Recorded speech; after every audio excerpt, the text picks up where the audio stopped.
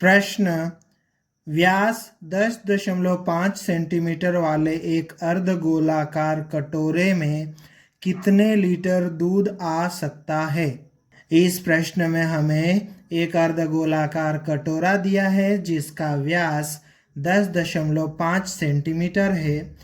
तो हमें ये बताना है कि इस कटोरे में कितने लीटर दूध आ सकता है। इस कटोरे में उतना ही दूध आएगा जितना इस कटोरे का आयतन होगा। तो हम क्या करेंगे, इस प्रश्न में हम अर्धगोलाकार कटोरे का आयतन ज्ञात करेंगे। इस प्रश्न को हल करने के लिए हम लिखेंगे हल दिया है, उसके बाद में प्रश्न में जो दिया है उसको लिख लेंगे। यहाँ पर व्यास दिया है तो हम लिख लेंगे अर्धगोलाकार कटोरे का व्यास d बराबर 10.5 सेंटीमीटर।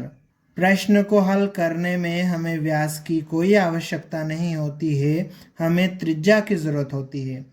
तो इसके लिए हम लिखेंगे अर्धगोलाकार कटोरे की त्रिज्या r बराबर, त्रिज्या कैसे निकालेंगे, जो व्यास दिया है 10.5 उसको लिख लेंगे और उसमें 2 का भाग लगा देंगे तो हमें त्रिज्या मिल जाएगी। अब 10.5 में 2 से भाग लगाएंगे तो दशमलव में उत्तर आएगा, तो हम इसको भाग नहीं लगाएंगे और ऐसा ही रहने देंगे। इस तरह से हमें कटोरे की त्रिज्या r बराबर 10.5/2 सेंटीमीटर मिल जाएगी। अब अर्धगोलाकार कटोरे का आयतन बराबर 2/3 पाई r क्यूब। चूंकि ये जो कटोरा है वह अर्धगोले के आकार का है, तो कटोरे का आयतन निकालने के लिए हम अर्धगोले के आयतन का सूत्र लगाएंगे। अर्धगोले के आयतन का सूत्र 2/3 पाई r क्यूब हमने लिख लिया है। अब हम इसमें मान रखेंगे और इस कटोरे का आयतन ज्ञात करेंगे। तो यहाँ ये बराबर का चिन्ह हम इधर लगा लेते हैं, ये 2/3 लिख लेते हैं, गुणित पाई का मान 22/7 गुणित r का मान कितना है 10.5/2 और इस पूरे की घात कितनी है 3। अब बराबर के नीचे बराबर लगा लेते हैं, ये 2/3 लिख लेते हैं, गुणित 22/7 गुणित 10.5/2, इस पूरे की घात कितनी है 3 है। तो इस पूरे को हम कितनी बार लिख सकते हैं 3 बार लिख सकते हैं। तो यहाँ पर इसको 3 बार लिख लेते हैं, ये हमने इसको 3 बार लिख लिया। अब इसको काट लेते हैं, 2 के पहाड़े से ये 2 कट जाएगा, 1 2 से ये 2 कट गया। अब ये 2 के पहाड़े से ये 2 एक बार में कट जाएगा और 2 के पहाड़े से ये 22 11 बार में कट जाएगा। अब 7 के पहाड़े से ये 7 एक बार में कट जाएगा, 7 के पहाड़े से ये 7 एकम 7 बचेगा कितना 3, 7 का पहाड़ा 5 बार बोलेंगे 35 आ जाएगा। इस तरह से 7 के पहाड़े से ये 10.5 1.5 बार में कट जाएगा। यहाँ दशमलव क्यों लगाया, क्योंकि यहाँ पे एक अंक के पहले दशमलव था, तो कटने के बाद जो 15 आया इसमें भी एक अंक के पहले दशमलव लगेगा, इस तरह से 1.5 हो जाएगा। अब 3 के पहाड़े से ये कट जाएगा 3 एक बार में, और 3 के पहाड़े से 15 कितने बार में कटेगा 5 बार में। पर यहाँ पर एक अंक के पहले दशमलव है, तो यहाँ भी एक अंक के पहले दशमलव लगाएंगे, इस तरह से ये हो जाएगा 0.5।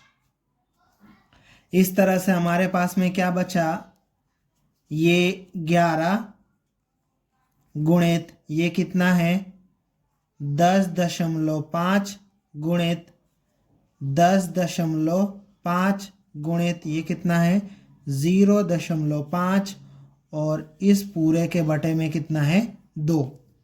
अब आगे 11 10.5 10.5 और 0.5 इन सब का गुणा करेंगे तो कितना आएगा 606.5 375 बटे 2।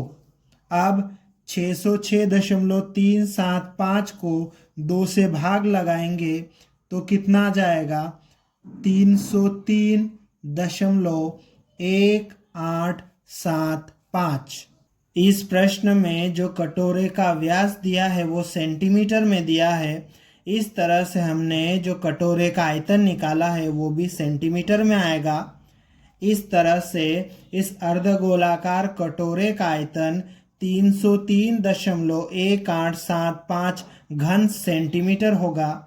इसका मतलब ये हुआ कि इस अर्धगोलाकार कटोरे में 303.1875 घन सेंटीमीटर दूध आ सकता है।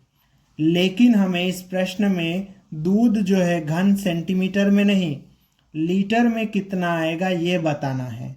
ठीक है, तो अब हम यहाँ पर ये जानते हैं कि 1000 घन सेंटीमीटर बराबर 1 लीटर होता है। तो हम क्या करेंगे, इसमें 1000 से भाग लगाएंगे तो ये लीटर में बदल जाएगा। अब हम क्या करते हैं, इसमें 1000 का भाग लगा देंगे तो लिखेंगे बराबर, और ये 303.1875, इसमें किसका भाग लगाएंगे? 1000 का भाग लगा देंगे तो ये लीटर में बदल जाएगा। इसमें 1000 का भाग लगाएंगे तो देखो 1000 में कितने जीरो है? 1 2 3। तो इसका भाग लगाएंगे ना, ये जो दशमलव है ये 3 अंक आगे खिसक जाएगा। 3 अंक आगे खिसकेगा मतलब यहाँ 1 2 3, यहाँ दशमलव आ जाएगा। इस तरह से हमारे पास में आ जाएगा 303.1875। इसके आगे यहाँ पे दशमलव आ जाएगा। अब दशमलव के आगे कोई अंक नहीं है तो हम यहाँ पर क्या लिख देंगे? 0। इस तरह से इतने लीटर दूध आ जाएगा। ठीक है, अब इसको क्या कर लेते हैं अपन, दशमलव के 3 अंक तक ले लेते हैं। तो दशमलव के 3 अंक तक लेंगे तो क्या आ जाएगा? 0.303 लीटर इतना दूध उस अर्धगोलाकार कटोरे में आएगा। अतः कटोरे में 0.303 लीटर दूध आ सकता है। ये हमारा उत्तर है।